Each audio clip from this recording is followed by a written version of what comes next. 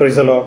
അനുഗ്രഹിക്കപ്പെട്ട സങ്കീർത്തനം നമുക്ക് ഒരുമിച്ച് ചേർന്ന് വായിക്കുവാൻ തക്കവണ്ണം ദൈവം നമ്മളെ സഹായിച്ചതിനായി നമുക്ക് നന്ദിയോടെ ദൈവത്തെ സ്തുതിക്കാം. കടന്നു വന്ന എല്ലാവരെയും വീണ്ടും ഒരിക്കൽ കൂടി യേശുക്രിസ്തുവിന്റെ നാമത്തിൽ സ്വാഗതം ചെയ്യുന്നു. ദൈവം നമ്മളെ ധാരാളമായി അനുഗ്രഹിക്കട്ടെ.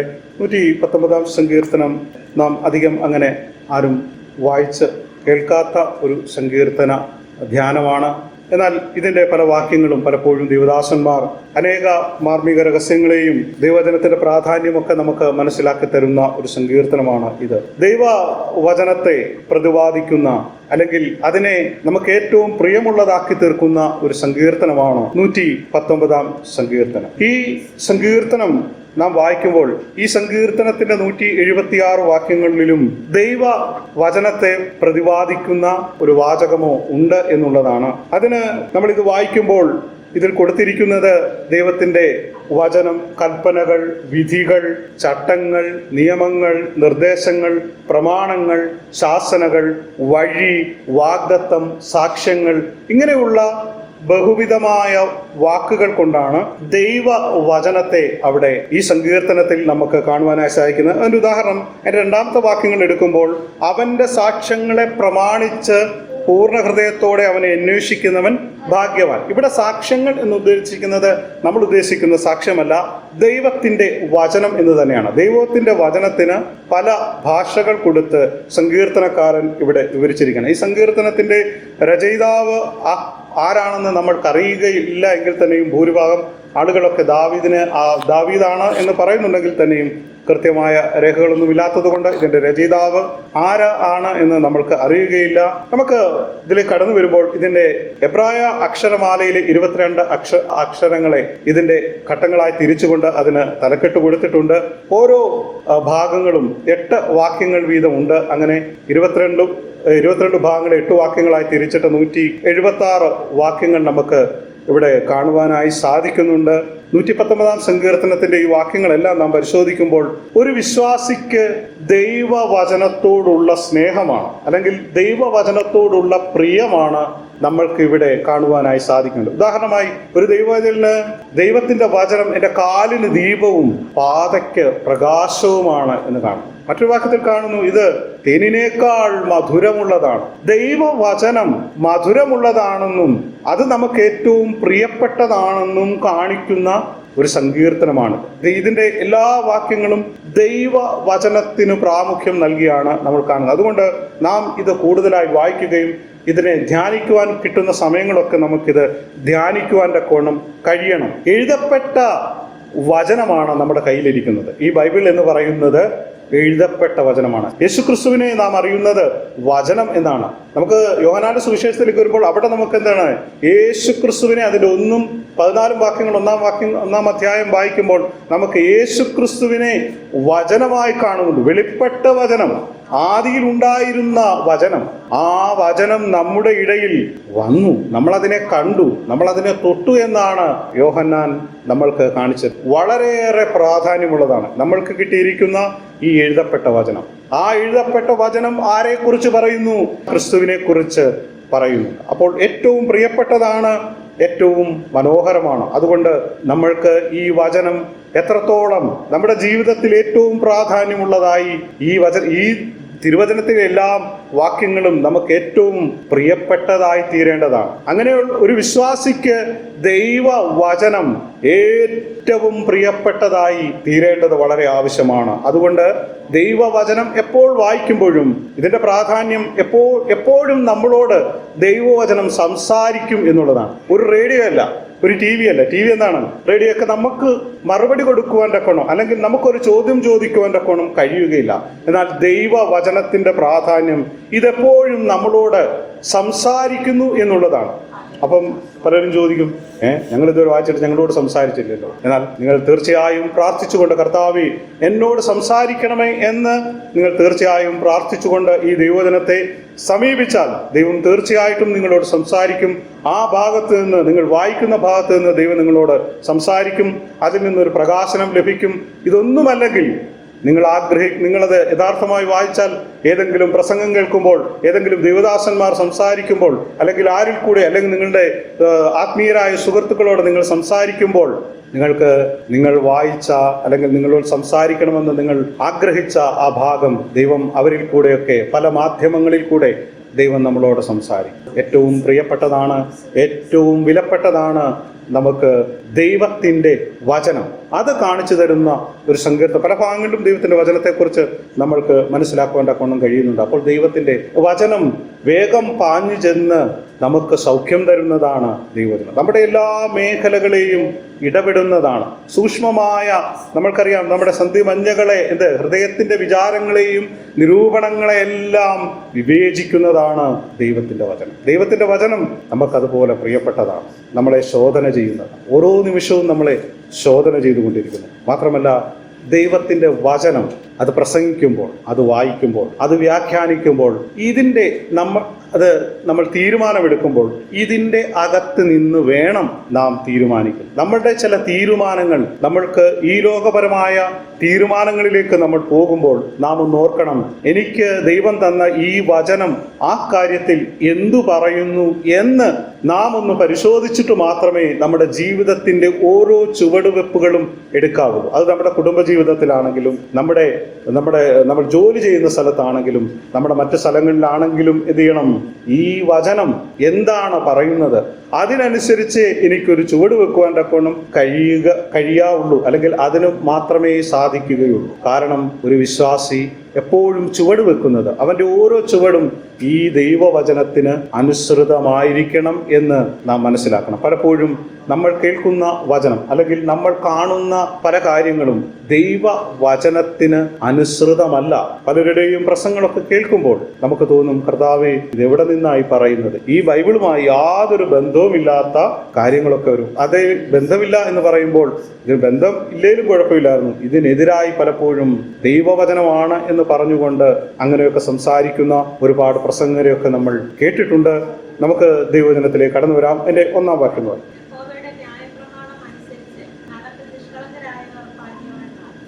യഹോവയുടെ ന്യായപ്രമാണം അനുസരിച്ച് നടപ്പിൽ നിഷ്കളങ്കരായവർ ഭാഗ്യവാൻ. നമുക്ക് ഈ പഴയ നിയമ ഇത് വായിക്കുമ്പോൾ ഇവിടെ പഴയ നിയമമെല്ലാം പ്രതിപാദിക്കുന്നത് മോശ മുഖാന്തരം ദൈവം ഇസ്രായേൽ മക്കൾക്ക് കൊടുത്ത 10 കൽപ്പനകൾ ഉൾപ്പെടുന്ന 613 കൽപ്പനകളെയാണ് ഈ പഴയ നിയമം പ്രതിപാദിക്കുന്നത്. ഇതിനകത്ത് കൽപ്പനകളുണ്ട്, നമ്മൾ ചെയ്യേണ്ട കാര്യങ്ങളുണ്ട്, ധാർമ്മികമായ കാര്യങ്ങളുണ്ട്, ആഭ്യന്തരമായ കാര്യങ്ങൾ ഈ 613 കൽപ്പനകളിലുണ്ട്.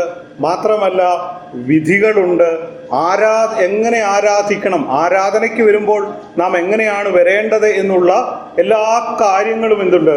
ഇസ്രായേൽ മക്കൾക്ക് ദൈവം കൊടുത്ത കൽപ്പനയിലുണ്ട്. എന്നാൽ പുതിയ നിയമ വിശ്വാസികളായ നമുക്ക് ലഭ്യമായിരിക്കുന്ന കൽപ്പനകളും വചനങ്ങളും എല്ലാം ഈ ദൈവവചനത്തിലുണ്ട്. ഈ പഴയ നിയമവും പുതിയ നിയമവും ഉൾപ്പെടുന്ന ദൈവവചനത്തിൽ. അപ്പോൾ അത് മുഖാന്തരമാണ്, അത് അനുസരിച്ചാണ് നാം ജീവിക്കേണ്ടത്. പഴയ കൽപ്പനകൾ മാത്രമല്ല, ഈ പഴയ നിയമ 10 കൽപ്പനകളെ ദൈവം രണ്ടായി ചുരുക്കി നമുക്ക് ഈ കൽപ്പനകളെ എല്ലാം രണ്ടായി നമുക്ക് തന്നിട്ടുണ്ട്. മത്തായിയുടെ സുവിശേഷത്തിലേക്ക് വരുമ്പോൾ അവിടെ കാണുന്നു, നിന്റെ ദൈവമായ കർത്താവിനെ പൂർണ്ണ ഹൃദയത്തോടും പൂർണ്ണ ആത്മാവിനോടും പൂർണ്ണ മനസ്സോടും കൂടെ ആരാധിക്കണം എന്നും, പിന്നൊന്നുണ്ട്, നിന്റെ കൂട്ടുകാരനെ പോലെ തന്നെ, നിന്റെ കൂട്ടുകാരനെ എന്ത് ചെയ്യണം? നിന്നെ പോലെ തന്നെ സ്നേഹിക്കണം. കൂട്ടുകാരനെ നിന്നെ പോലെ തന്നെ സ്നേഹിക്കണം. കൂട്ടുകാരനെ നമുക്ക് സ്നേഹിക്കാൻ പറ്റും, പക്ഷേ നമ്മളെപ്പോലെ സ്നേഹിക്കുവാനായിട്ട് കഴിയുകയില്ല എന്നുള്ളത് വളരെ ബുദ്ധിമുട്ടുള്ള കാര്യമാണ്. എന്നാൽ അങ്ങനെ ചെയ്യുന്നവനാണ് ദൈവവചനത്തെ അനുസരിക്കുന്നവനും ഈ ദൈവ പാത പിന്തുടരുന്നത്. കൂട്ടുകാരനെ നിന്നെപ്പോലെ സ്നേഹിക്കണം എന്ന് പറയുമ്പോൾ, നമുക്കൊരു സാധനം കിട്ടിയാൽ കൂട്ടുകാരനാണ് വലുത്. നമുക്കൊരു സാധനം കിട്ടിക്കഴിഞ്ഞാൽ എന്ത് ചെയ്യും? നമ്മൾ 2 സാധനം കിട്ടി, നമ്മൾ കൂട്ടുകാരൻ എന്ത് ചെയ്യും? ഉള്ളത് ഈ നല്ലത് കൊടുക്കത്തില്ല, കൊടുക്കുമോ? ഇല്ല. നമ്മൾ ഇച്ചിരി ക്വാളിറ്റി കുറഞ്ഞത് നമ്മൾ കൂട്ടുകാരന് കൊടുക്കത്തുള്ളൂ. എന്നാൽ ദൈവം പറയുന്ന ക്വാളിറ്റി ഇല്ലാത്ത നമ്മൾ എടുത്തിട്ട് ക്വാളിറ്റി ഉള്ളത് കൂട്ടുകാരന് കൊടുക്കണമെന്നാണ്. അങ്ങനെ നമ്മൾ ശീലിക്കുന്നുവെങ്കിൽ ദൈവം നമുക്കതിനുള്ള സാധ്യതകളെ ദൈവം തുറന്നു തരും. ഏറ്റവും നല്ലത് നമ്മുടെ സ്നേഹിതന് കൊടുക്കുവാൻ. നിന്നെപ്പോലെ തന്നെ നിന്റെ കൂട്ടുകാരനെയും സ്നേഹിക്കണം. ആരാ കൂട്ടുകാരൻ? നമ്മുടെ വിശ്വാസിയല്ല കൂട്ടുകാരൻ. നമ്മൾക്ക് പിണക്കുള്ള ജാതിയോ സമുദായവും അല്ല നമ്മുടെ കൂട്ടുകാരൻ എന്ന് നാം ചിന്തിക്കരുത്. നമ്മുടെ അയൽപക്കക്കാരൻ ആരാണെങ്കിലും, അവൻ ഏത് ജാതിയാണെങ്കിലും, ഏത് മതമാണെങ്കിലും, ഏത് വർഗമാണെങ്കിലും, ഏത് കുലത്തിലുള്ളവനാണെങ്കിലും എന്ത് ചെയ്യണം? അവനെ സ്നേഹിക്കണം. നമ്മുടെ തൊട്ട അയൽപക്കത്തുള്ളവനെ, കൂട്ടുകാരൻ എന്ന് ഉദ്ദേശിക്കുന്നത് നമ്മുടെ ഏറ്റവും അടുത്ത സ്നേഹിതൻ മാത്രമല്ല, നമ്മുടെ അയൽപക്കത്തുള്ളവനാണ് നമ്മുടെ കൂട്ടുകാരൻ. അവനെ എന്ത് ചെയ്യണം? നമ്മളെപ്പോലെ തന്നെ സ്നേഹിക്കണം. അതാരായാലും എന്തായാലും. ഒരു കുറ്റവാളിയാണെങ്കിലും, നമ്മളെ രാവിലെ വൈകിട്ടും ചീത്ത വിളിക്കുന്നവനാണെങ്കിലും എന്ത് ചെയ്യണം?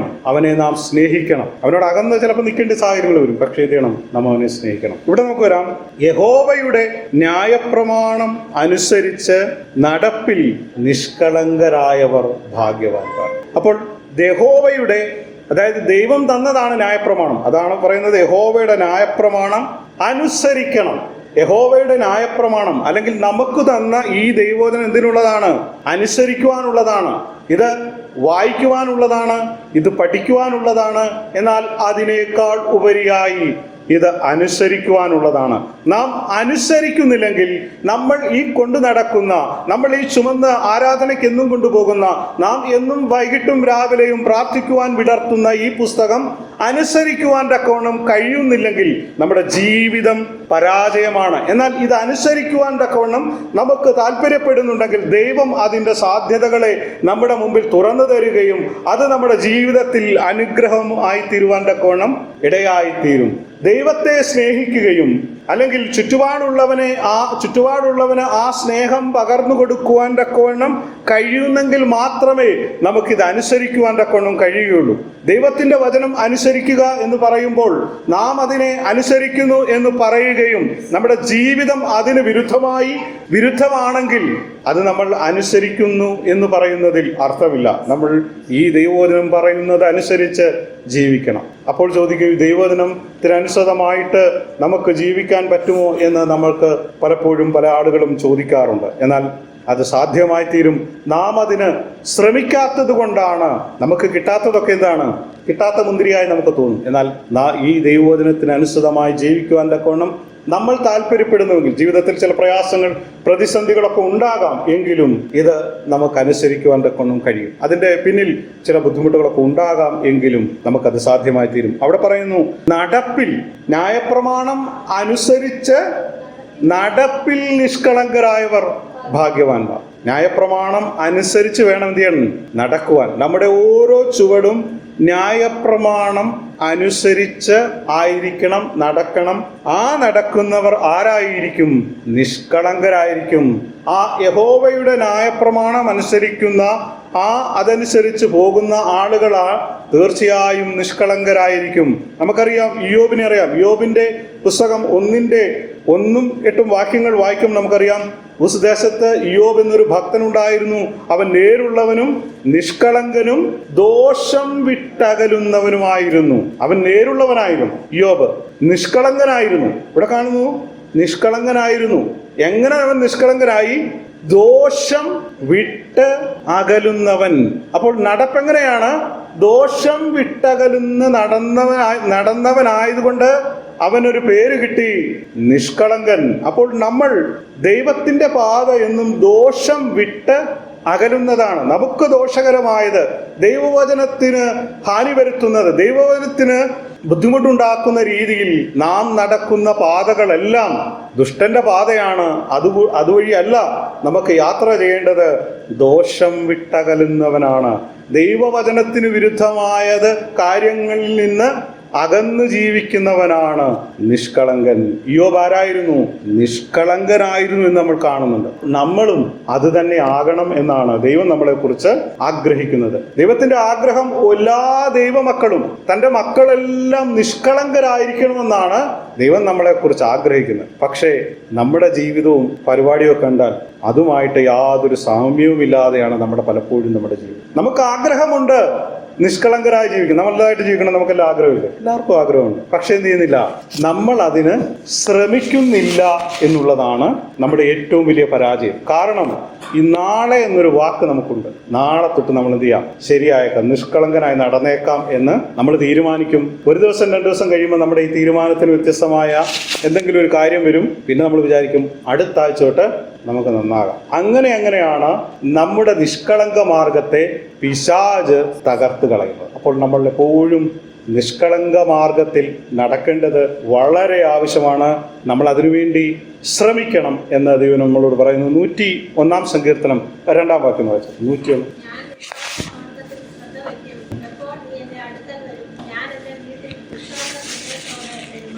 ഞാൻ നിഷ്കളങ്ക മാർഗത്തിൽ ശ്രദ്ധ വയ്ക്കും എന്ന് പറഞ്ഞാൽ ഞാൻ ദൈവവചനത്തിൽ ശ്രദ്ധ വയ്ക്കും. എന്നിട്ട് സങ്കീർത്തനക്കാരൻ ചോദിക്കുകയാണ്, എപ്പോൾ നീ എൻ്റെ അടുക്കൽ വരും? നിഷ്കളങ്കന്റെ അടുക്കൽ മാത്രമേ ദൈവം വരികയുള്ളൂ. കളങ്കിതനായ ഒരു മനുഷ്യന്റെ അടുക്കലേക്ക് ദൈവം വരുവാൻ തക്കവണ്ണം ആഗ്രഹിക്കുന്നില്ല. ദൈവവചനം അറിഞ്ഞതിന് ശേഷം നിഷ്കളങ്കമായി നടക്കണം. അടുത്തതാണ്, ഞാൻ എൻ്റെ വീട്ടിൽ നിഷ്കളങ്ക ഹൃദയത്തോടെ പെരുമാറും. ഞാൻ നിഷ്കളങ്കത ആദ്യം തുടങ്ങേണ്ടത് എവിടാണ്? എൻ്റെ വീട്ടിലാണ്. എൻ്റെ വീട്ടിൽ ഞാൻ നിഷ്കളങ്കതയോടെ പെരുമാറും. നമുക്ക് നിഷ്കളങ്കമായി പെരുമാറാൻ പറ്റാത്തൊരു സ്ഥലമാണ് നമ്മുടെ വീട്. കാരണം ഭർത്താവ് ശരിയല്ലെങ്കിൽ ഭാര്യ കൈയോടെ പിടിക്കും. ഭാര്യ ശരിയല്ലെങ്കിൽ ഉദ്ദേശിക്കുന്നത് നമ്മുടെ ചെറിയ ചെറിയ കുറ്റങ്ങൾ എന്ത് ചെയ്യും നമുക്ക് കണ്ടുപിടിക്കാം. അഭിനയത്തിന് വലിയ സാധ്യതയില്ലാത്തൊരു സ്ഥലമാണ്. നമുക്ക് പുറത്തൊക്കെ പോയി അഭിനയമൊക്കെ കാഴ്ച വെക്കാം, അല്ലേ? നമ്മൾ വലിയ പുള്ളികളാണെന്നും നമ്മൾ ഡീസൻ്റ് ആണെന്നും ഡിസിപ്ലിൻ ആണെന്നും നമുക്കൊന്ന് കാണിക്കാൻ പറ്റും. പക്ഷെ വീട്ടിൽ ആ പരിപാടി നടക്കത്തില്ല. നമ്മുടെ ഏറ്റവും അടുത്ത സുഹൃത്തുക്കളുടെ ഇടയിലും നടക്കത്തില്ല. അതുകൊണ്ടാണ് സങ്കീർത്തനക്കാരനോട് പറയുന്നത്, ഞാൻ എൻ്റെ വീട്ടിൽ നിഷ്കളങ്ക. അപ്പം നമ്മൾ ഇവിടെ നിന്ന് തുടങ്ങണം. വീട്ടിൽ നിന്ന് നാം നിഷ്കളങ്കത ആരംഭിക്കുന്നു എങ്കിൽ നമുക്ക് എല്ലായിടത്തും അത് സാധ്യമായിത്തീരും. ദൈവ വചനം നാം വീട്ടിലേക്ക് കൊണ്ടുവരണം എന്ന് പറഞ്ഞാൽ ഒരുമിച്ച് നമ്മൾക്ക് ധ്യാനിക്കുവാനും ഒരുമിച്ച് അത് അനുസരിക്കുവാൻ തക്കവണ്ണം നാം ശ്രമിക്കുന്നു എങ്കിൽ, നമ്മൾ അതിന് തയ്യാറാകുന്നു എങ്കിൽ നമ്മുടെ വീട്ടിൽ നിഷ്കളങ്കതയോടെ നമുക്ക് പെരുമാറാനായി സാധിക്കും. ചില വിട്ടുവീഴ്ചകളൊക്കെ ചെയ്യേണ്ടി വരാം, പലപ്പോഴും ക്ഷമിക്കേണ്ടി വരാം, പലതും കണ്ടില്ലെന്ന് നടിക്കേണ്ടി വരാം. പക്ഷെ നാം തുടങ്ങുന്നു എങ്കിൽ ദൈവം അത് നമ്മളെ വിജയകരമായ ആ ഒരു പദവിയിലേക്ക്, അല്ലെങ്കിൽ അതിൻ്റെ ആ ഏറ്റവും നല്ല നിലയിലേക്ക് ദൈവം നമ്മളെ നടത്തും. യഹോവയുടെ ന്യായപ്രമാണം അനുസരിക്കണം, അതനുസരിച്ച് നടക്കണം. അതനുസരിച്ച് നടന്നാൽ നിഷ്കളങ്കനാകും. ആ നിഷ്കളങ്കനെയാണ് ഭാഗ്യവാൻ എന്ന് പറയും. നിഷ്കളങ്കരായി നടക്കുന്നവർ ഭാഗ്യവാന്മാർ. കാരണം നിഷ്കളങ്കന് മാത്രമേ നിത്യതയുള്ളൂ. ആ നിത്യതയിലേക്ക് പോകണമെന്നുണ്ടെങ്കിൽ നിഷ്കളങ്കനാകണം. നിത്യത നഷ്ടപ്പെടുത്തുന്നവൻ ഒരിക്കലും ഭാഗ്യവാനല്ല. നിത്യത നഷ്ടപ്പെടുത്തുന്നവനെ ഭാഗ്യവാൻ എന്ന് നമുക്കൊരിക്കലും വിളിക്കുവാൻ തക്കവണ്ണം കഴിയുകയില്ല. കാരണം 7-10 ഏറെയായാൽ 70, 80, 90, 100 വരെ അങ്ങ് പോട്ടെ. അത് കഴിഞ്ഞാൽ പിന്നെന്താ? നരകമാ. അന്ന് തൊട്ട് മരിക്കുന്ന അന്ന് തൊട്ടെന്തെയും നാശം എന്ന് വെച്ചാൽ വേദന തുടങ്ങാം. എന്നാൽ നിത്യതയിൽ നിഷ്കളങ്കനായി നടന്ന് നിത്യതയിൽ കടക്കുന്നവന് അവന് കർത്താവിൽ വിശ്രമിക്കാം. കർത്താവിന്റെ വരവിങ്കൽ അവനോടുകൂടെ വസിക്കാം. അപ്പോൾ അങ്ങനെയുള്ളവനെ നമുക്ക് എന്ത് പറയുന്നു? ഭാഗ്യവാൻ എന്ന് പറയുന്നു. അതിന് നാം എന്താണ് ചെയ്യേണ്ടത്? യഹോവയുടെ ന്യായപ്രമാണം അനുസരിക്കുക. ദൈവവചനം അനുസരിക്കുമ്പോൾ ബാക്കി എല്ലാ കാര്യങ്ങളും അതിൽ ഉണ്ടാകും എന്നുള്ളതാണ്. എൻ്റെ 2ാമത്തെ വാക്യം,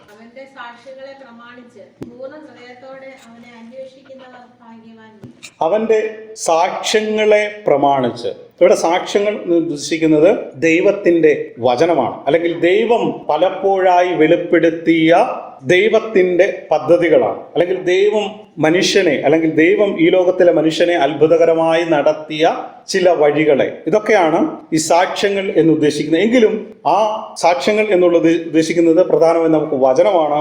അവന്റെ വചനങ്ങളെ പ്രമാണിച്ച് പൂർണ്ണ ഹൃദയത്തോടെ അവനെ അന്വേഷിക്കുന്നവർ ഭാഗ്യവാന്മാർ. അപ്പോൾ യഹോവയുടെ ന്യായപ്രമാണം അല്ലെങ്കിൽ ദൈവവചനം എന്ത് ചെയ്യണം? നാം അന്വേഷിക്കണം. അന്വേഷിക്കുന്നവന് ദൈവം കൂടുതൽ ദൈവവചനം വെളിപ്പെടുത്തി കൊടുക്കും. ഈ ദൈവവചനം നാം എന്ത് ചെയ്യുക? ഒന്ന് അന്വേഷിക്കണം. അന്വേഷിക്കുക എന്ന് പറഞ്ഞാൽ നാം ഇതിനെ കൂടുതലായി മനസ്സിലാക്കണം. ഇതിന്റെ ആഴങ്ങളിലേക്ക് ചെല്ലുമ്പോൾ അന്വേഷിക്കുന്നവനാണ് കണ്ടെത്തുവാനായിട്ട് കഴിയുന്നത്. അപ്പോൾ എന്ത് ചെയ്യണം? നാം ഇത് കൂടുതലായി പഠിക്കണം, നാം ഇത് കൂടുതലായി മനസ്സിലാക്കണം. അത് നാം മനസ്സിലാക്കണം എന്ന് പറഞ്ഞു കഴിഞ്ഞാൽ നമ്മുടെ മാനുഷികമായ ബുദ്ധി കൊണ്ട് ദൈവവചനം നമുക്ക് മനസ്സിലാക്കുവാൻ കഴിയുകയില്ല. അതിന് ദൈവത്തിൻ്റെ പരിശുദ്ധാത്മാവ് തന്നെ വേണ്ടി വരും. അപ്പോൾ ആ പരിശുദ്ധാത്മാവിനെ പ്രാപിച്ചുകൊണ്ട് ഇത് വായിക്കുവാൻ ശ്രമിക്കുക. അപ്പോൾ എന്ത് ചെയ്യണം? നാം അന്വേഷണത്തിലേക്ക് കടക്കുവാൻ തക്കോണം ഇടയായിത്തീരും. അപ്പോൾ അന്വേഷിക്കുന്നവന് ദൈവത്തെ അനുഭവിക്കുവാൻ തക്കോണം കഴിയും. അന്വേഷിക്കുന്നവന് മാത്രമേ ദൈവത്തെ കണ്ടെത്തുവാനും ദൈവത്തെ അനുഭവിക്കുവാൻ തക്കവണ്ണം കഴിയുകയുള്ളൂ. അതുകൊണ്ട് ഓരോ ദൈവ പൈതലും എന്നും എപ്പോഴും കർത്താവിൻ്റെ വരവ് വരെ എന്ത് ചെയ്യണം? നാം ദൈവവചനത്തെ അന്വേഷിച്ചുകൊണ്ടേയിരിക്കണം. ഈ ദൈവവചനത്തിൻ്റെ ആഴങ്ങളിലേക്ക് നാം എപ്പോഴും ഇറങ്ങിയെങ്കിൽ മാത്രമേ ഇതിൻ്റെ ആഴങ്ങളിലെ മുത്തുകളെ നമ്മൾക്ക് മനസ്സിലാക്കുവാൻ തക്കോണം, വിലയേറിയ രത്നങ്ങളെ നമ്മൾക്ക് ലഭ്യമാകുകയുള്ളൂ. അതിനെ കണ്ടെത്തുവാനും അത് ലഭ്യമായി സന്തോഷിപ്പാൻ തക്കോണം നമുക്ക് കഴിയുന്നത് നാം ഇതിനെ അന്വേഷിക്കുക വഴിയാണ്. അല്ലാതെ നാം എപ്പോഴും നമുക്ക് ഈ വേറെ കാര്യം ശ്രദ്ധിച്ചുകൊണ്ട് നമുക്ക് ബൈബിൾ വായിക്കാൻ പറ്റും അല്ലേ? നമ്മൾ പഠിക്കുമ്പോഴാണെങ്കിലും നമ്മൾ വേറെ കാര്യമൊക്കെ ചിന്തിച്ചിട്ട് പഠിക്കത്തില്ലേ? അങ്ങനെയൊക്കെ ചിന്തിക്കും, പറ്റും. അതെല്ലാ മനുഷ്യനും പറ്റും. അങ്ങനെ വായിക്കുകയേ ചെയ്യരുത് ബൈബിൾ എപ്പോഴും വായിക്കുമ്പോൾ നമ്മുടെ പൂർണ്ണ ശ്രദ്ധ നമുക്ക് ദൈവവചനത്തിലേക്ക് കൊടുക്കണം. അങ്ങനെ ശ്രദ്ധിച്ച് കർത്താവേ എനിക്ക് ഒറ്റ വാക്യം വായിച്ചാൽ മതിയെന്ന്, ഒരു അധ്യായമൊക്കെ വായിക്കണമെന്ന് ഒന്നുമില്ല. അതങ്ങനെ വായിച്ചു തീർക്കാൻ ആഗ്രഹിക്കുന്നവർക്ക് നമ്മൾ ഒറ്റ വാക്യം വായിച്ചാൽ മതി, അല്ലെങ്കിൽ ഒരു പാരഗ്രാഫ് വായിച്ചാൽ മതി. ആ പാരഗ്രാഫിൽ നിന്ന് എന്ത് ചെയ്യണം? നമ്മൾ കർത്താവേ എന്നോട് ഈ സംസാരിക്കണമേ എന്ന് പറഞ്ഞ് ഈ ദൈവവചനത്തിൽ ഏത് വാക്യം വേണമെങ്കിലും നമ്മളോട് സംസാരിക്കും. ഏത് വാക്യം വേണമെങ്കിലും, എല്ലാ വാക്യവും നമ്മളോട് സംസാരിക്കുന്നതാണ്. അതിനുവേണ്ടി നാം എന്ത് ചെയ്യണം? ഇത് അന്വേഷിക്കുന്നത് എങ്ങനെയാണ്? പൂർണ്ണ ഹൃദയത്തോടെ വേണം. പൂർണ്ണ ഹൃദയം അതായത് നമ്മുടെ മനസ്സും ശരീരവും എല്ലാം ദൈവത്തിൽ ഏൽപ്പിച്ചുകൊണ്ട് വേണം നാം ഇതിനെ അന്വേഷിക്കുവാൻ തക്കവണ്ണം. നമ്മുടെ അന്വേഷണം എന്ന് പറയുന്നത് നമ്മുടെ സ്വപ്നങ്ങളും നമ്മുടെ ആഗ്രഹങ്ങളും ഒക്കെയാണ് നാം ദൈവവചനത്തിൽ അന്വേഷിക്കുന്നത്. നമ്മളിപ്പം വായിക്കുമ്പോൾ നമുക്ക് നമ്മുടെ ജീവിതമായിട്ട് വലിയ ശരിയല്ലാത്ത വാക്യങ്ങളൊക്കെ വരുന്നെങ്കിൽ നമ്മൾ പിന്നെ അപ്പുറത്തോട്ട് മറിച്ചിട്ട് വേറൊരു വാക്യം നമുക്ക് ഒരു സാറ്റിസ്ഫാക്ഷൻ കിട്ടുന്നിടം വരെ എന്ത് ചെയ്യും? നമ്മളിങ്ങനെ ബൈബിള് മാറ്റിയും മറിച്ചുകൊണ്ടൊക്കെ ഇരിക്കും. അങ്ങനെയല്ല. നമുക്കെന്താണ്? നമ്മുടെ സ്വപ്നങ്ങളും അഭിലാഷങ്ങളും ഒന്നും ഇതിൻ്റെ അകത്ത് നമ്മൾ കണ്ടെത്തേണ്ട. ദൈവത്തെ നാം അന്വേഷിക്കുമ്പോൾ ദൈവം നമ്മളെക്കുറിച്ചുള്ള ചില പ്ലാനുകളും പദ്ധതികളും ഉണ്ട്. നമ്മുടെ ജീവിതത്തിന് ആവശ്യമായ എല്ലാം നമ്മുടെ വഴികൾ എന്താണോ, നമ്മുടെ നെക്സ്റ്റ് ചുവടുവെപ്പ് എന്താണോ, അത് ദൈവം നമുക്ക് ഓരോ ദിവസവും കാണിച്ചു തരും. അപ്പോൾ അത് നാം എന്ത് ചെയ്യണം? മനസ്സിലാക്കണം. ഇത് നമ്മൾ അന്വേഷിക്കുക വഴിയേ സാധ്യമാകുകയുള്ളൂ. എന്നാൽ ദൈവത്തെ അന്വേഷിക്കുക എന്ന് പറഞ്ഞാൽ നമ്മുടെ പല ഓപ്ഷനുകളിൽ ഒന്നല്ല, നമുക്ക് പല കാര്യങ്ങളുണ്ട്. അതിൽ ഒന്നല്ല ദൈവത്തെ അന്വേഷിക്കുക എന്നുള്ളത്. നമ്മുടെ ജീവിതം സന്തുഷ്ടമായിരിക്കുവാൻ നമ്മൾ ആഗ്രഹിക്കുന്നുവെങ്കിൽ ഈ ദൈവവചനം അനിവാര്യമാണ്. ദൈവത്തോടുള്ള നമ്മുടെ സ്നേഹം പ്രദർശിപ്പിക്കുവാൻ തക്കവണ്ണം നമുക്ക് കഴിയുന്നുവെങ്കിൽ നമുക്ക് ഈ അന്വേഷണം ആവശ്യമാണ്. അപ്പോൾ ദൈവത്തെ അന്വേഷിക്കുക വഴി ദൈവത്തിന് നമ്മൾ പ്രിയപ്പെട്ടവരാകും. കാരണം ദൈവത്തെ അന്വേഷിക്കുമ്പോൾ നമുക്ക് ദൈവവുമായ ഒരു ആത്മബന്ധമുണ്ടാകും. അപ്പോൾ ദൈവത്തിന് നമ്മൾ പ്രിയപ്പെട്ടവരാകും, ദൈവത്തിന് നമ്മളെയും പ്രിയമാകും, നമുക്ക് ദൈവത്തെയും പ്രിയമാകുന്ന ഒരവസ്ഥയാണ് ദൈവവചനം അന്വേഷിക്കുക എന്നുള്ളത്. പൂർണ്ണ ഹൃദയത്തോടെ നാം എന്ത് ചെയ്യണം? ദൈവവചനം അന്വേഷിക്കണം. അങ്ങനെയുള്ളവരെന്താണ്? ഭാഗ്യവാന്മാർ എന്നാണ് പറയുന്നത്. ആ അന്വേഷണത്തിൽ നാം എത്തുന്നത് കർത്താവായ യേശുക്രിസ്തുവിലൂടെയാണ്. ആ യേശുക്രിസ്തുവിന്റെ പാത നമ്മൾക്ക് പിന്തുടരുവാൻ തക്കവണ്ണം നമുക്ക് കഴിയുന്നത് ഈ അന്വേഷണത്തിലൂടെയാണ്. അപ്പോൾ ദൈവവചനത്തിന്റെ ആഴങ്ങളിൽ നാം അന്വേഷിക്കുമ്പോൾ, നാം തിരയുമ്പോൾ ക്രിസ്തുവിന്റെ പാതകളെ, നമ്മൾക്ക് ഇതുവരെ കാണാതിരുന്ന ക്രിസ്തുവിന്റെ പാതകളെ ഓരോന്നായി നമുക്ക് തെളിഞ്ഞു വരും. ആ ഒരു തെളിമ നൽകുന്നതാണ് ഈ അന്വേഷണത്തിന്റെ വിജയം. ആ അന്വേഷണത്തിൽ ക്രിസ്തുവിന്റെ ചുവടുവെപ്പുകളെ മനസ്സിലാക്കി ആ ക്രിസ്തുവിന്റെ പാത തുടർന്നുകൊണ്ട് നിത്യതയിലേക്ക് നടക്കുന്ന ചുവടുകളാണ് നമ്മൾക്ക് കാണുവാനായി കഴിയുന്നത്. അതെന്ത് ചെയ്യണം?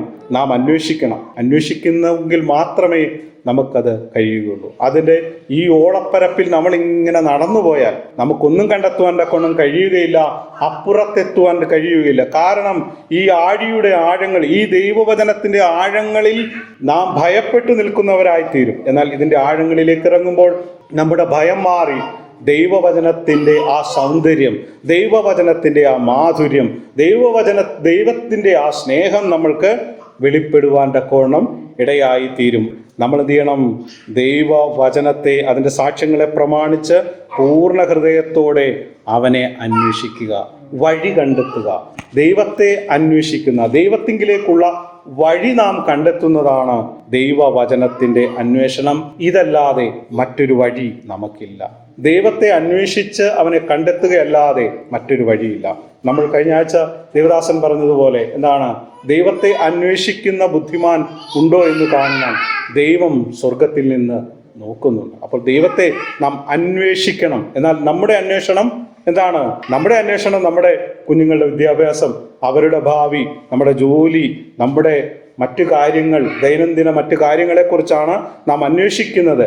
എന്നാൽ ദൈവത്തെ അന്വേഷിക്കുമ്പോൾ ഇതെല്ലാം സാധ്യമായി തീരും. ഇതിൽ നിന്നെല്ലാം ദൈവം കൃത്യമായ ക്രമീകരണത്തോടുകൂടി നമ്മളെ നടത്തും. 3-ാം വാക്യത്തിലേക്ക് വരാം.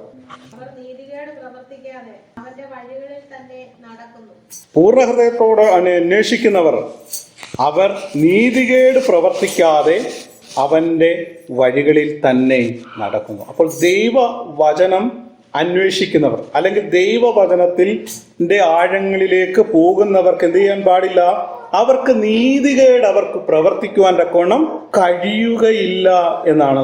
നീതികേട് പ്രവർത്തിക്കാതെ അവന്റെ വഴികളിൽ തന്നെ നടക്കും. ദൈവവചനത്തെ പഠിക്കുന്ന ഒരാൾക്ക്, പഠിക്കുക എന്ന് പറഞ്ഞാൽ പഠിക്കുക മാത്രമല്ല, അതനുസരിച്ച് ദൈവവചനം എന്താണ് എന്ന് മനസ്സിലാക്കി അത് അനുസരിച്ച് ജീവിക്കുന്നവർക്ക് നീതികേട് പ്രവർത്തിക്കുവാൻ തക്കവണ്ണം കഴിയുകയില്ല. കഴിഞ്ഞ ഒരാഴ്ചത്തെ കാലം നമ്മുടെ ജീവിതം ഒന്ന് പരിശോധിച്ച് നമ്മൾ ചെയ്ത കാര്യങ്ങളിൽ എന്തെങ്കിലും നീതികേടുണ്ടായിരുന്നു?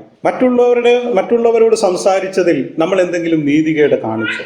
നമ്മുടെ കുടുംബത്തിൽ നാം എന്തെങ്കിലും നീതികേട് കാണിച്ചു? നമ്മുടെ ജോലി സ്ഥലത്ത് നാം എന്തെങ്കിലും നീതികേട് കാണിച്ചോ? ഒന്ന് പരിശോധിക്കേണ്ടത് ആവശ്യമാണ്. അങ്ങനെ ചെയ്തിട്ടുണ്ടെങ്കിൽ നമ്മൾ ദൈവത്തിന്റെ വചനത്തിന് അനുസൃതമല്ല നമ്മുടെ ജീവിതം. എന്നാൽ നീതികേട് പ്രവർത്തിക്കാതെ ദൈവവചനത്തിന് അനുസൃതമായി ജീവിക്കണം എന്ന് ദൈവം നമ്മളെക്കുറിച്ച് ആഗ്രഹിക്കുന്നു. അതിനുള്ള ശ്രമം നമ്മുടെ ജീവിതത്തിൽ എപ്പോഴും ഉണ്ടാകണം. ഒരു നീതികേട് നമ്മൾ ചെയ്തു പോയി എന്ന് വിചാരിച്ചാൽ, അല്ലെങ്കിൽ അങ്ങ് ചെയ്തു പോയി, ഇന്നൊരു കാര്യം ചെയ്തു പോയി, നീതിയല്ലാത്തൊരു കാര്യം ചെയ്തു പോയാൽ, കർത്താവേ എന്നോട് ക്ഷമിക്കണമേ, ഇനിയും ഈ നീതികേട് എൻ്റെ മുമ്പിൽ വരുമ്പോൾ ഇത് ആവർത്തിക്കാതിരിപ്പാൻ തക്കവണ്ണമുള്ള കൃപ എനിക്ക് തരണമേ, അതിനെ തരണം ചെയ്യുവാനുള്ള ദൈവകൃപ എനിക്ക് തരണമേ എന്നുള്ള പ്രാർത്ഥനയോടുകൂടെ വേണം നാം അങ്ങനെയുള്ള കാര്യങ്ങളെ അഭിമുഖീകരിക്കുവാൻ തക്കവണ്ണം ജാഗ്രതയോടെ പാലിക്കുവാൻ, ശ്രദ്ധയോടെ അതിനെ നോക്കുവാൻ, അല്ലെങ്കിൽ അത് ആചരിക്കുവാൻ തക്കവണ്ണം അവയെ എനിക്ക് പിച്ചു തന്നിരിക്കുന്നു. പൗലോസ് എഫെസ്യരോട് പറഞ്ഞത് നാം എങ്ങനെ നടക്കുന്നു എന്ന് ശ്രദ്ധാപൂർവം നോക്കണം എന്നാണ് പൗലോസ് പറഞ്ഞത്. അതായത് നമ്മൾ ഒരു കളിക്കളത്തിലാണ് നിൽക്കുന്നതെങ്കിൽ, അല്ലെങ്കിൽ നാം ഒരു സൈന്യത്തിലാണ് ചേരുന്നതെങ്കിൽ, അവിടെ നാം എത്രത്തോളം ശ്രദ്ധയോടെ നാം നിൽക്കുന്നുവോ. നമുക്കൊരു കായിക താരത്തെ അറിയാം, വളരെ ശ്രദ്ധയോടെയാണ് അവരുടെ എല്ലാ കാര്യങ്ങളും അവർ ചെയ്യുന്നത്. ഭക്ഷണം മുതൽ അവരെന്ത് ചെയ്യുന്നു? അവർ ശ്രദ്ധിക്കുന്നു, ഭക്ഷണത്തിന് അവർ ശ്രദ്ധിക്കുന്നു. ആവശ്യമില്ലാത്ത ഒരു മയക്കുമരുന്നുകളോ അല്ലെങ്കിൽ അങ്ങനെയുള്ള ഒരു കാര്യത്തിൽ എന്ത് ചെയ്യുന്നില്ല, അവരത് ഉപേക്ഷിച്ചു ജീവിക്കുന്നു. അപ്പോൾ അവരുടെ നടത്തവും എഴുന്നേൽപ്പും എല്ലാ കാര്യങ്ങളും വളരെ ശ്രദ്ധയോടാണ്. അതുകൊണ്ടാണ് പൗലോസ് പറഞ്ഞത് ഞാൻ ഓട്ടം തികച്ചു എന്ന് പൗലോസ് പറയുന്നതിന്റെ കാരണം എന്താണ്? അവൻ ദൈവവചനത്തിന് അനുസൃതമായി ജീവിച്ചു എന്നുള്ളത് കൊണ്ടാണ്. നമ്മൾ എപ്പോഴും എന്ത് ചെയ്യണം? ദൈവവചനത്തെ കൃത്യമായി ആചരിക്കണം. അതിൻ്റെ അകത്ത് നമ്മൾ ഒരു വിട്ടുവീഴ്ചയും ചെയ്യരുത്. അതിൻ്റെ അകത്ത് നാം വെള്ളം ചേർക്കരുത്. ദൈവവചനം അനുസരിക്കുന്നതിൽ നാം അതിൻ്റെ അകത്ത് ഇപ്പം നമ്മൾ എന്തെങ്കിലും ഒരു കാര്യം പറയുമ്പോൾ അത് ഇന്നേരൊക്കെ ചെയ്യുന്നതല്ലേ, അപ്പോൾ നമുക്കും ചെയ്താൽ എന്താണ് എന്ന് പലരും നമ്മളോട് ചോദിക്കാറുണ്ട്. എന്നാൽ നമ്മൾ അങ്ങനെയല്ല. മറ്റു പലരുടെയും വാക്കുകളല്ല. നാം നമ്മുടെ മുമ്പിൽ അഭിമുഖീകരിക്കുന്ന വിഷയത്തിന്മേൽ ദൈവവചനം എന്താണ് പറയുന്നത് എന്ന് നാം ശ്രദ്ധിച്ചു വേണം ചൂടുവെക്കാൻ. അതിന് നമുക്ക് ദൈവവചനം പറയുന്നത് എന്താണെന്ന് മനസ്സിലാക്കാൻ, ദൈവവചനം വായിക്കാതെ ഇത് മനസ്സിലാക്കാതെ നമുക്ക് ദൈവവചനം എന്താ പറയുന്നതെന്ന് മനസ്സിലാക്കുവാൻ തക്കവണ്ണം കഴിയുകയില്ല. അപ്പോൾ നാം എന്ത് ചെയ്യണം? ദൈവവചനം വായിക്കണം, പഠിക്കണം. അങ്ങനെ ചെയ്യുമ്പോൾ നമുക്ക് എന്ത് ചെയ്യും? ദൈവത്തിന്റെ വചനം കൃത്യമായി ആചരിക്കുവാൻ തക്കവണ്ണം നമുക്ക് സാധിക്കും. അത് ദൈവം കൽപ്പിച്ചേക്കുന്ന ഓർഡറാണ്. ദൈവത്തിന്റെ വചനം, ദൈവത്തിന്റെ പ്രമാണങ്ങൾ ആചരിക്കണം, അല്ലെങ്കിൽ അത് പാലിക്കണം, ശ്രദ്ധയോടെ പാലിക്കണം. ശ്രദ്ധയില്ലാതെ പോകരുത്. അത് ദൈവത്തിന്റെ എന്താണ്? കൽപ്പനയാണ്, ഓർഡറാണ്. അത് നാം എന്ത് ചെയ്യണം? ശ്രദ്ധയോടെ ചെയ്യണം. അപ്പോൾ നോക്കുക, ദൈവത്തിന്റെ ന്യായപ്രമാണത്തെ കൃത്യമായി ആചരിക്കേണ്ടതിന് ദൈവം കൽപ്പിച്ച് തന്നിരിക്കുന്നു. എൻ്റെ 5-ാം വാക്യം,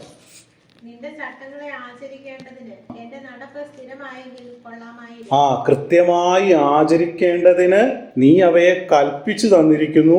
ആ ചട്ടങ്ങളെ ആചരിക്കേണ്ടതിന് എൻ്റെ നടപ്പ് സ്ഥിരമായെങ്കിൽ കൊള്ളാമായിരുന്നു. അപ്പോൾ ദൈവത്തിന്റെ വചനം അനുസരിക്കണമെന്നുണ്ടെങ്കിൽ നമുക്കൊരു സ്ഥിരത വേണം. അങ്ങോട്ടും ചാടി ഇങ്ങോട്ടും ചാടി പോകുന്നവർക്ക് എന്തില്ല, നമുക്ക് കൊച്ചു പിള്ളേരെ കൊണ്ട് നമ്മൾ അല്ലേ ഇങ്ങോട്ടിലേക്ക് പോകുമ്പോൾ അവരങ്ങോട്ടും ചാടി ഇങ്ങോട്ടും ചാടി. പക്ഷെ നമ്മുടെ നിയന്ത്രണം ഉള്ളതുകൊണ്ടാണ്, അല്ലെങ്കിൽ അല്ലേ വണ്ടിയൊക്കെ വരുന്നിട്ട് നമ്മൾ പെട്ടെന്ന് അവരുടെ കൈ പിടിച്ച് നമ്മൾ ചേർത്ത് നടത്തും അല്ലേ. അപ്പോൾ അല്ലെ ഒരു കുഴി കാണുമ്പോൾ നമ്മൾ അവരെ എന്ത് ചെയ്യും, കരങ്ങളിലെടുക്കും. അപ്പോൾ ശ്രദ്ധ നമുക്ക് എപ്പോഴും വേണം. അതിന് നാം എന്ത് ചെയ്യണം, ഒരു കൊച്ചു കുഞ്ഞായി ഇരിക്കുകയല്ല, ദൈവവചനത്തിന്റെ മുമ്പിൽ ഒന്നും അറിയാത്തൊരു കൊച്ചു കുഞ്ഞായി ജീവിക്കുകയല്ല. നാം എന്ത് ചെയ്യണം, മെച്ചറാകണം. നാം കുറച്ചുകൂടി ദൈവവചനം മനസ്സിലാക്കുമ്പോൾ നമുക്ക് എന്ത് ചെയ്യാൻ പറ്റും, എൻ്റെ നടപ്പ് സ്ഥിരമാകും. സ്ഥിരമായ സ്ഥിരതയോടെ നമുക്ക് നടക്കാൻ പറ്റും. ചുവടുകൾ പിഴയ്ക്കാറില്ല, വഴി തെറ്റിപ്പോകാറില്ല, ദുർഘടങ്ങളെയും പ്രതിസന്ധികളെയും അതിജീവിച്ച് പോകുവാൻ തക്കോണം കഴിയും. അപ്പോൾ നടപ്പ് എന്താണ്, ശ്രദ്ധയോടെ ആയിരിക്കണം. നമ്മൾ കണ്ടില്ലേ മൊബൈലൊക്കെ നമുക്ക് പോയി നടപ്പാതകളുടെ വലിയ കുഴിയിലൊക്കെ വീണ് കൈയും കാലും പൊട്ടുകയോ ഒടിയുകയൊക്കെ ചെയ്യും. അങ്ങനെ നമ്മൾ എന്ത് ചെയ്യാൻ പാടില്ല, പോകരുത്. വളരെ ശ്രദ്ധയോടുകൂടി വേണം ദൈവവചനത്തിന്റെ ചുവടുകൾ നമ്മൾ വെൽക്കുവാൻ. അപ്പോൾ അതിനുവേണ്ടി നമുക്ക് എന്ത് ചെയ്യണം, സാധ്യമാകണം, നമുക്ക് സ്ഥിരത ഉണ്ടാകണം. സ്ഥിരത ഉണ്ടായെങ്കിൽ മാത്രമേ നമ്മുടെ നടപ്പ് ശരിയാകുകയുള്ളൂ. സ്ഥിരത വേണം. അതിനുവേണ്ടി ദൈവത്തോട് ദാവീദ് പ്രാർത്ഥിച്ചതുപോലെ നമുക്കും പ്രാർത്ഥിക്കണം. ദൈവമേ, നിർമ്മലമായ ഒരു ഹൃദയം എന്നെ സൃഷ്ടിച്ച് സ്ഥിരമായ ഒരു ആത്മാവിനെ എന്നിൽ പുതുക്കണമേ. സ്ഥിരമായ ഒരു ആത്മാവ്, ദൈവത്തിന്റെ ആത്മാവ് നമ്മുടെ മേൽ സ്ഥിരമായി ഉണ്ടാകണം. നമുക്ക് ദേഷ്യം വരുമ്പം എല്ലാം ചവിട്ടി പൊട്ടിക്കുന്നത് ആത്മാവ് ദൈവത്തിന്റെ ആത്മാവാണോ? അല്ല. അപ്പോൾ ഇടയ്ക്കിടയ്ക്ക് നമ്മൾ എന്ത് ചെയ്യും, പിശാചിന്റെ ആത്മാവ് നമ്മുടെ ഉള്ളിൽ കയറും. അപ്പൊ നമ്മൾ വിശ്വാസി എന്ത് ചെയ്യും, പ്രശ്നക്കാരനാകും. അപ്പോൾ അങ്ങനെ നമ്മൾ ഉണ്ടാകാൻ പാടില്ല. സ്ഥിരമായ ഒരു ആത്മാവിനെ എന്നിൽ തരണമേ. ആ സ്ഥിരമായ ആത്മാവ് നമ്മുടെ ഉള്ളിലുണ്ടെങ്കിൽ മാത്രമേ നമുക്ക് ദൈവവചനത്തിന് അനുസൃതമായി ജീവിക്കുവാൻ തക്കോണം കഴിയുകയുള്ളൂ. അപ്പോൾ സ്ഥിരമായ ഒരു ആത്മാവിനെ ദൈവത്തോട് ചോദിച്ചു വാങ്ങിക്കണം. അപ്പോൾ ദൈവത്തോട് ചോദിക്കണം എന്നും പ്രാർത്ഥിക്കുമ്പോൾ, കർത്താവേ, സ്ഥിരമായ ഒരു ആത്മാവിനെ എന്ന് നൽകണം. ദൈവത്തിന്റെ വചനം അനുസരിക്കുവാൻ തക്കോണം ആത്മാവിനെ എൻ്റെ മേൽ പകരണമേ. അത് മനസ്സിലാക്കുവാൻ, ദൈവജനത്തിന്റെ ആഴങ്ങളെ മനസ്സിലാക്കുവാൻ തക്കോണം എനിക്ക് സാധ്യമാകുവാൻ തക്കോണം പരിശുദ്ധാത്മാവിനെ എന്നിൽ പകരണമേ എന്ന് നമുക്ക് പ്രാർത്ഥിക്കണം. അതിന്റെ തൊട്ടടുത്ത വാക്യങ്ങളിലേക്ക് വരുമ്പോൾ, നിന്റെ സകല കൽപ്പനകളും സൂക്ഷിക്കുന്നിടത്തോളം ഞാൻ ലജ്ജിച്ചു പോവുകയില്ല. ദൈവത്തിന്റെ വചനം സൂക്ഷിക്കുക എന്ന് വെച്ചാൽ അനുസരിക്കുക അല്ലെങ്കിൽ പ്രമാണിക്കുക എന്ന് തന്നെയാണ്. അപ്പോൾ അത് സൂക്ഷ്മതയോടെ കൈകാര്യം ചെയ്യുന്നത് കൊണ്ട് ഞാൻ ലജ്ജിച്ചു പോകുകയില്ല.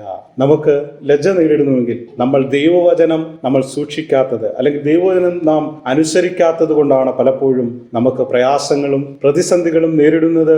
പിശാചിന്റെ കൈകളിലെ കളിപ്പാവകളായി നാം മാറിപ്പോകുന്നത് ഇങ്ങനെയുള്ള കാരണങ്ങൾ കൊണ്ടാണ്. അപ്പോൾ തീർച്ചയായും ദൈവത്തിന്റെ വചനം നാം സൂക്ഷിക്കണം.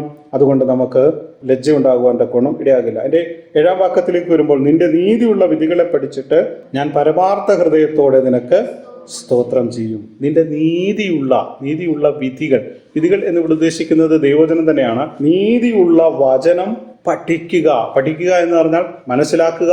പഠിക്കുക എന്ന് പറയുമ്പോൾ നമ്മുടെ ഹൃദയത്തിലേക്ക് അത് കൊണ്ടുവരിക. ആ പഠിച്ചതിനനുസരിച്ച് ജീവിക്കുമ്പോൾ നമ്മുടെ ഉള്ളിൽ ഒരു ദൈവത്തിന്റെ വചനം നാം എന്ത് ചെയ്യുക, പഠിക്കുമ്പോൾ നമ്മുടെ ഹൃദയത്തിൽ ഒരു മാറ്റമുണ്ടായിട്ട് ഒരു പരമാർത്ഥ ഹൃദയം, ശുദ്ധമായൊരു ഹൃദയം, അതുകൊണ്ടാണ് പറഞ്ഞത് സ്ഥിരമായൊരു ആത്മാവിനെ നമ്മുടെ മേൽ ഉണ്ടാകും. എന്നിട്ട് നമുക്ക് എന്ത് ചെയ്യാൻ പറ്റും, സ്തോത്രം ചെയ്യുവാൻ തക്കണം കഴിയും. അപ്പോൾ ദൈവത്തിന്റെ വചനങ്ങളെ മനസ്സിലാക്കും തോറും, അതിൻ്റെ ആഴങ്ങളെ മനസ്സിലാക്കും തോറും നമുക്ക് സ്തോത്രം ചെയ്യുവാൻ ഒരുപാട് കാര്യങ്ങളുണ്ട്. ആദ്യത്തേത് തന്നെ നമ്മുടെ രക്ഷയാണ്. ഈ ലോകം ഉണ്ടാക്കുന്നതിന് മുമ്പേ, ഭൂമി ഉണ്ടാക്കുന്നതിന് മുമ്പേ, മനുഷ്യനെ ഉണ്ടാക്കുന്നതിന് മുമ്പേ യേശുക്രിസ്തുവിൽ നമ്മളെ തെരഞ്ഞെടുത്തു. അതിൽ പരം സന്തോഷിക്കാൻ വേറൊന്നുണ്ട് അല്ലേ? നമ്മൾ ഇന്നിവിടെ വന്നിരിക്കുന്നത് നമ്മൾ ക്രിസ്തുവിനെ അറിഞ്ഞത് കൊണ്ടല്ല. അനാദി കാലം മുമ്പേ യേശു ക്രിസ്തുവിൽ മനുഷ്യനെ ഈ ഭൂമിയിൽ ഉണ്ടാക്കുന്നതിന് മുമ്പേ, ഭൂമി ഉണ്ടാകുന്നതിന് മുമ്പേ യേശു ക്രിസ്തുവിൽ നമ്മളെ തെരഞ്ഞെടുത്തു. ആ തെരഞ്ഞെടുപ്പിന്റെ ഭാഗമാ നമ്മൾ ഇവിടെ ഇരിക്കുന്നത്. അതോർത്ത് ദൈവത്തെ നാം എന്ത് ചെയ്യണം, സ്തുതിക്കണം. ദൈവത്തെ സ്തുതിക്കുവാൻ തക്കവണ്ണം ആ ഒരു ഒറ്റ കാരണം തന്നെ മതി. മാത്രമല്ല, യേശുക്രിസ്തു നമ്മളുടെ പാപങ്ങൾക്ക് വേണ്ടി ഈ ലോകത്തിൽ അന്ധകാരത്തിൽ നമ്മൾ വീണുപോകാമായിരുന്നു. ഈ ലോകത്തിന്റെ ചതിക്കുഴികളിൽ നമ്മൾ വീണ് സാത്താനോടുകൂടിയുള്ള നിത്യനരകത്തിന് അവകാശികളായിരുന്ന നമ്മളെ യേശുക്രിസ്തു തന്റെ കരം പിടിച്ച് കാൽവരിയിൽ യാഗമായി നമ്മളെ വീണ്ടെടുത്തു. ആ വീണ്ടെടുത്ത യേശു ക്രിസ്തുവിനോട് കൂടെ നിത്യതയിൽ വസിക്കുവാൻ തക്കവണ്ണം എൻ്റെ പാത എങ്ങനെയായിരിക്കണമെന്ന് ഞാൻ അന്വേഷിക്കുന്നത് ഈ ദൈവവചനത്തിൽ കൂടെയാണ്. അത് പല മാധ്യമങ്ങളിൽ കൂടെ നമ്മൾക്ക് ലഭിക്കുന്നു. അനേക ദൈവദാസന്മാർ നമ്മളോട് സംസാരിക്കുമ്പോൾ, നമ്മൾ ദൈവവചനം വായിക്കുമ്പോൾ, നമ്മൾ സുഹൃത്തുക്കളുമായി ദൈവവചനം ഷെയർ ചെയ്യുമ്പോൾ, അങ്ങനെ പല മാധ്യമങ്ങളിൽ കൂടെ നമ്മൾക്ക് ഈ വഴി തെളിഞ്ഞു വരുന്നു. അതിനുവേണ്ടി നാം എന്ത് ചെയ്യണം? ഒരർപ്പണ മനോഭാവം ഉണ്ടാകണം. അങ്ങനെ ഇതൊക്കെ തിരിച്ചറിയുമ്പോൾ ദൈവം നമ്മൾക്ക് വേണ്ടി ഒരുക്കിയിരിക്കുന്ന ആ നിത്യതയുടെ മാഹാത്മ്യം, ദൈവം നമ്മളെ ഓരോ നിമിഷവും വഴി നടത്തിയ മാഹാത്മ്യം, ദൈവം ശത്രു നമ്മളെ തകർത്ത് കളയാൻ തക്കവണ്ണം ഒരുക്കിയിരുന്ന ഒരുപാട് മേഖലകളിൽ നിന്ന് ദൈവം നമ്മളെ അത്ഭുതകരമായി അതിശയകരമായി വിടുവിച്ച ആ വഴികളെ ഓർക്കുമ്പോൾ നമുക്ക് സ്തോത്രം ചെയ്യുവാൻ തക്കവണ്ണം കഴിയും എന്നാണ് സങ്കീർത്തനക്കാരൻ ഇവിടെ പറയുന്നത്. മാത്രമല്ല, ഞാൻ നിന്റെ ചട്ടങ്ങളെ ആചരിക്കും, എന്നെ അശേഷം ഉപേക്ഷിക്കരുതേ. ഞാൻ നിന്റെ ചട്ടങ്ങളെ ആചരിക്കും. ഇത് സങ്കീർത്തനക്കാരൻ ആരാണെങ്കിലും അദ്ദേഹത്തിന്റെ തീരുമാനമാണ്. ഞാൻ നിന്റെ ചട്ടങ്ങളെ ആചരിക്കും, എന്നെ അശേഷം ഉപേക്ഷിക്കരുതേ. ഇത് സങ്കീർത്തനക്കാരൻ പറയുവാൻ തക്കവണ്ണം ചട്ടങ്ങൾ ആചരിക്കും എന്ന് പറയുമ്പോൾ തന്നെ പറയാണ്, എന്നെ ഉപേക്ഷിക്കരുത്. അതിന്റെ ഈ സങ്കീർത്തനത്തിന്റെ അവസാന വാക്യങ്ങളിലേക്ക് വരുമ്പോൾ 176 വാക്യത്തിലേക്ക് വരുമ്പോൾ അവിടെയും സങ്കീർത്തനക്കാരൻ പറയുന്നുണ്ട്, കാണാതെ പോയ ആടുപോലെ ഞാൻ തെറ്റിപ്പോയിരിക്കുന്നു, അടിയനെ അന്വേഷിക്കണമേ, നിന്റെ കൽപ്പനകളെ ഞാൻ മറക്കുന്നില്ല. അപ്പോൾ സങ്കീർത്തനക്കാരന്റെ ഭാഗത്ത് നിന്ന് പലപ്പോഴും വീഴ്ചകൾ ഉണ്ടായിട്ടുണ്ട്. നല്ല തീരുമാനമൊക്കെ സങ്കീർത്തനക്കാരൻ എടുത്തിട്ടുണ്ട്. ഇതൊക്കെ എടുത്തിട്ടുണ്ടെങ്കിലും ചില സമയങ്ങളിൽ എന്ത് ചെയ്തു? സങ്കീർത്തനക്കാരൻ പല കാര്യങ്ങളിലും പരാജയപ്പെട്ടു, അല്ലെങ്കിൽ ചെറിയ ചെറിയ വീഴ്ചകൾ അവന് ഉണ്ടായിപ്പോയി, അല്ലെങ്കിൽ ഉണ്ടാകാമായിരുന്ന സാഹചര്യങ്ങൾ ഉണ്ടായിരുന്നു. അതിലൊരു ഭയം അവനുണ്ട്, ഞാൻ വീണുപോകാം. കാരണം വീണുപോകാവുന്ന, തകർന്നു പോകാവുന്ന ഒരു ലോകത്താണ് ഞാൻ ജീവിക്കുന്നത്. അതുകൊണ്ട് എന്നെ ഉപേക്ഷിക്കരുതേ. എൻ്റെ ചെറിയ എന്തെങ്കിലും ഈ ദൈവവചനം പ്രമാണിക്കുന്നതിൽ, ഈ ദൈവവചനം അനുസരിക്കുന്നതിൽ എന്തെങ്കിലും വീഴ്ച എനിക്കുണ്ടായാൽ എന്നെ അശേഷം ഉപേക്ഷിക്കരുതേ. എന്നെ അത് മനസ്സിലാക്കി എന്നെ ഈ ദൈവവചനം അനുസരിക്കുവാൻ തക്കവണ്ണം, ഈ കൽപ്പന പ്രമാണിക്കുവാൻ തക്കവണ്ണം ആ പാദത്തിലേക്ക് എന്നെ കൈപിടിച്ചു നടത്തണമേ എന്നുള്ള ഒരു പ്രാർത്ഥന കൂടിയാണ് സങ്കീർത്തനക്കാരൻ ഇവിടെ ആഗ്രഹിക്കുന്നത്. ദൈവത്തിന്റെ വിശുദ്ധിയിലും നീതിയിലും ജീവിക്കുവാൻ തക്കവണ്ണം സങ്കീർത്തനക്കാരൻ ആഗ്രഹിക്കുന്നു. അതുകൊണ്ട് കർത്താവേ, എന്നെ ഉപേക്ഷിക്കരുതേ, എന്നെ പൂർണ്ണമായി തള്ളിക്കളയരുതേ. പ്രതിസന്ധികൾ, പ്രയാസങ്ങൾ, പ്രശ്നങ്ങളൊക്കെ എൻ്റെ ജീവിതത്തിൽ ഉണ്ടായാലും എന്നെ ഒരു കുട്ടിയെ പോലെ കരം പിടിച്ച് എന്നെ നടത്തണമേ എന്നുള്ള സങ്കീർത്തനക്കാരന്റെ അപേക്ഷയോടുകൂടിയാണ് ഈ ആദ്യത്തെ ഭാഗം തീരുന്നത്. കാരണം എന്താണ്? വാഗ്ദത്തം ചെയ്തൊരു കർത്താവ് നമുക്കുണ്ട്. വിളിച്ചവൻ വിശ്വസ്തനാണ്. ആ വിശ്വസ്തനോട് നമ്മുടെ തെറ്റുകളും കുറ്റങ്ങളും ഏറ്റുപറയാം. കർത്താവേ, ഈ ദൈവവചനം അനുസരിക്കുന്നതിൽ എനിക്ക് പാകപ്പിഴകൾ ഉണ്ടായിട്ടുണ്ട്, പലപ്പോഴും അത് സാധ്യമായിട്ടില്ല. അങ്ങയുടെ വാഗ്ദത്തം എൻ്റെ മേലുള്ളതുകൊണ്ട് അങ്ങനോട് ക്ഷമിച്ച് ഈ വചനത്തിനനുസൃതമായി ജീവിക്കുവാനുള്ള കൃപ എൻ്റെ മേൽ, പരിശുദ്ധാത്മാവിനെ എൻ്റെ മേൽ അധികമായി പകരണമേ എന്നുള്ളൊരു പ്രാർത്ഥന നമ്മുടെ ജീവിതത്തിൽ ആവശ്യമാണ്. പരിശുദ്ധാത്മാവില്ലാതെ ഈ ദൈവവചനം വായിക്കുവാനോ ഇതനുസരിക്കുവാനോ ഇത് മനസ്സിലാക്കുവാനോ നമുക്ക് സാധിക്കുകയില്ല. അതുകൊണ്ട് ദൈവത്തിന്റെ പരിശുദ്ധാത്മാവിനെ അധികമായി പ്രാപിക്കണം. കാരണം ദൈവത്തിന്റെ വഴികളെ മനസ്സിലാക്കുവാൻ തക്കോണം അത് അനിവാര്യമാണ്. വാഗ്ദത്തങ്ങളെ പ്രാപിക്കുവാൻ തക്കോണം അത് ആവശ്യമാണ്. എന്താണ് നമ്മുടെ വാഗ്ദത്തം? നമ്മുടെ കർത്താവിനോടുകൂടെ നിത്യതയിൽ വാഴാം എന്നുള്ളതാണ് ദൈവം നമ്മളോട് പറഞ്ഞ വാക്ക്. അതിലേക്ക് നാം ചുവട് വെച്ചുകൊണ്ടിരിക്കുകയാണ്. തകർത്ത് കളയുന്ന ഒരുപാട് ശക്തികളുണ്ട്. അതിനെയൊക്കെ അതിജീവിച്ചുകൊണ്ട് മുന്നോട്ട് പോകുവാൻ തക്കോണം ഈ ദൈവവചനം നമ്മളെ സാധ്യമാകട്ടെ.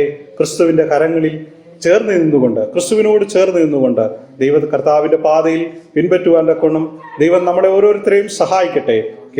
കേട്ട ഈ വചനം ഒഴുകിപ്പോകാതെ വണ്ണം ഹൃദയങ്ങളിൽ ഇരിക്കുവാൻ തക്കവണ്ണം ദൈവവചനത്തിന്റെ ഓരോ പാഠങ്ങളും നാം മനസ്സിലാക്കുമ്പോൾ, ഓരോ വാക്യങ്ങളും നാം മനസ്സിലാക്കുമ്പോൾ ഇത് നമ്മുടെ ജീവിതത്തിൽ അനുഗ്രഹമായി തീരുവാൻ തക്കവണ്ണം ഇടയാകട്ടെ. ഈ വചനങ്ങളാൽ ദൈവം നമ്മളെ അനുഗ്രഹിക്കണം.